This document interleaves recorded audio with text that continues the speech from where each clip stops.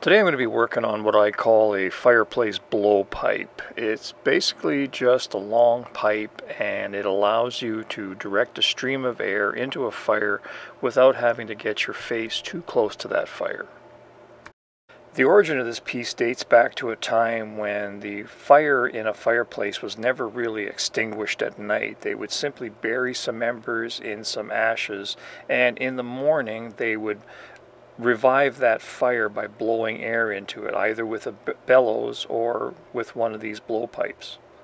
So at the one end of the pipe you have the mouthpiece and the handle, and the other end is tapered down to a fine point, and you have a very small drill hole at the other end. So this produces a really high pressure, high velocity stream of air, and it really perks up a fire. This is another piece of equipment that's been taken out of the home and brought out to the campsite by reenactors because it is so handy, portable, and indestructible. For this project I won't be making the pipe. I'm just going to be using a length 1/2 inch standard black pipe. Do not use galvanized for this. The fumes are toxic. This piece happens to be 20 inches long, but of course you can make it any length that you want. And for the mouthpiece and the handle, I'll be making that out of a short length of 1/8 by 2 inch flat bar. And at this end you can see how I started roughing out the material for the handle. This choppy cut here is going to be smoothed out later with a grinder before I actually start forging it. The first thing that I need to work on is to draw down the end of that pipe to a point, and for that I'm going to be using my V-block, which I have set up in my anvil mounted vise. Now the last time I used this setup I got a couple of comments, but a bunch of emails of people basically saying, why would anybody do this? Why don't you just modify the end of this tool to fit your hardy hole directly? And the reason is quite simple. I have a lot of tooling and jigs that are made to be set up in vices because that's how I worked years ago, long before I even thought of doing videos or even the technology was available. I had my shop set up as more of a production shop, so I had a series of vices that were set up very low, at anvil height, so that I could mount any number of jigs or tools that I needed permanently in a vise and leave the anvil free for forging. And that simple approach to setting up a workshop saved me a lot of time and a lot of bending over switching out anvil tools. So now this anvil mounted vise allows me to use all of the jigs and fixtures that I already have, plus it has the added benefit that I don't have to move the camera because it's already pointed at the anvil.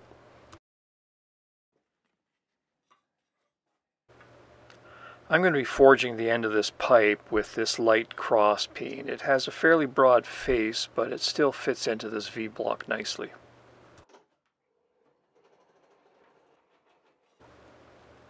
When I'm tapering the end of a pipe, the first thing that I do is chamfer the end of that pipe down very sharply right at the end. I don't bother working the length of the pipe at all. I just hammer the end and try to narrow that opening as quickly as possible. By closing off the end first, that really strengthens the whole cross section of that pipe and allows you to forge the rest of it very, very aggressively.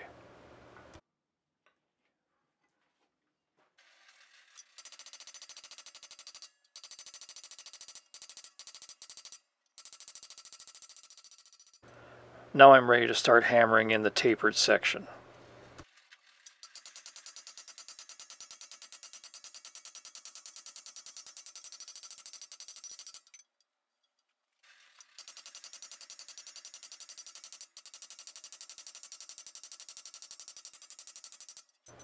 I'm using what's left of the heat to hammer out the cross peen marks before they get out of hand.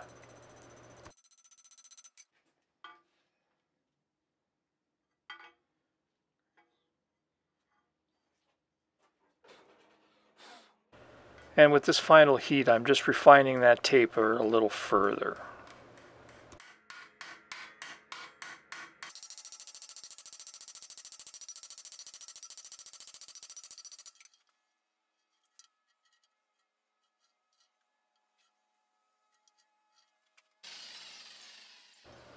Now I'm ready to start working on the mouthpiece, and you can see how I've ground a graceful taper so it makes a better transition from the handle into the mouthpiece.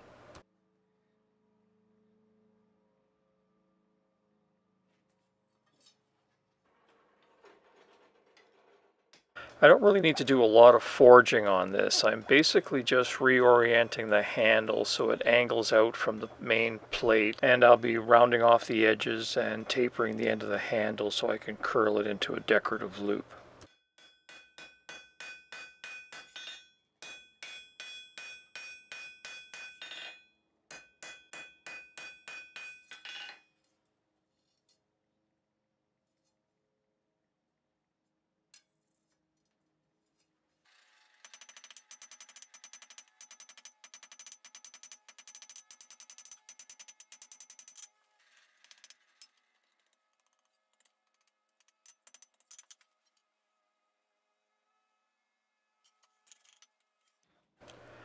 Here I'm just using a set of dividers to quickly figure out where the center of this square section is. I've measured the width and I'm marking that as the length, and here I'm just scribing some marks in from each corner to give me a rough idea of where I should put the center punch mark. I'm going to be drilling a hole that's quite a bit smaller than the pipe, and I'm going to be drifting it to fit the pipe. And that process is just naturally going to create a funnel shape. Here I'm just using the center punch mark to scribe a reference circle that I'm going to use to rough out the mouthpiece.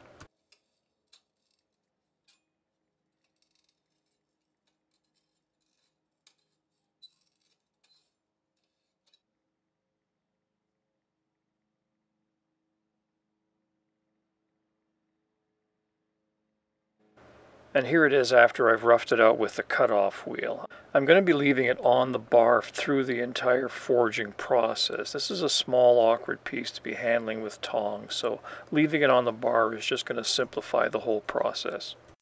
So I won't be cutting it off the bar until all the forging is done.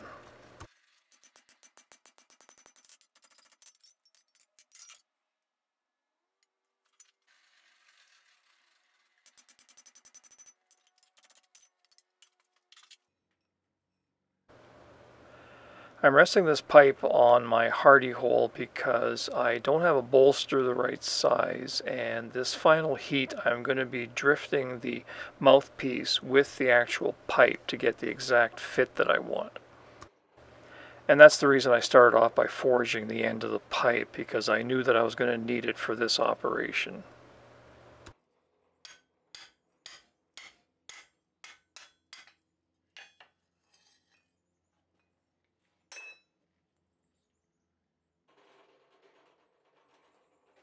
The last thing that I need to do before I can cut the mouthpiece off of the main bar is to roughly shape the handle. At this point I'm ready to cut it from the bar, clean up all the edges, and I can drive it back onto the pipe and braze it in place. There isn't a lot of stress on this piece, so if you want to solder it instead of brazing, that would work fine too. The pieces fit together very tightly and there's a lot of contact areas, so solder would hold quite well. Here I did braze it, and I'm using the last bit of the heat to refine the shape of the mouthpiece and straighten it out a little bit. Sometimes in the fire they do shift out of position and you do need to modify it slightly to get it to look even.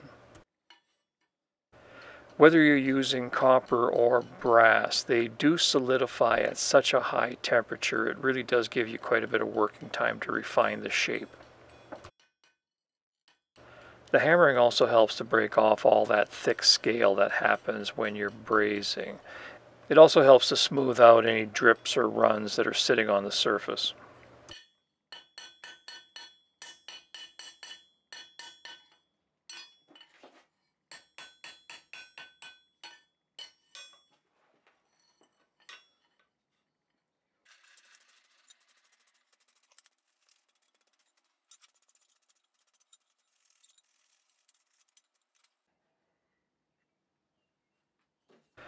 Now I don't have any glowing embers to demonstrate this on, and it probably wouldn't photograph too well anyway, so I'm going to use this pilot scale to demonstrate the kind of high pressure stream that it develops and the pinpoint accuracy that you have.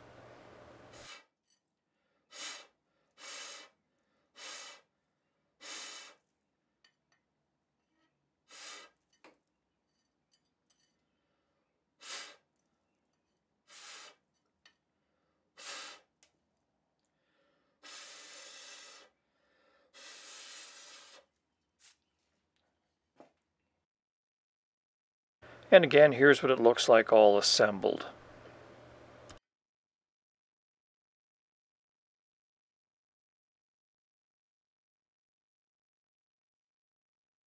Hi, I'm Dennis, and thanks for watching. If you're interested in supporting this channel, the simplest way, of course, is to like, comment, and subscribe.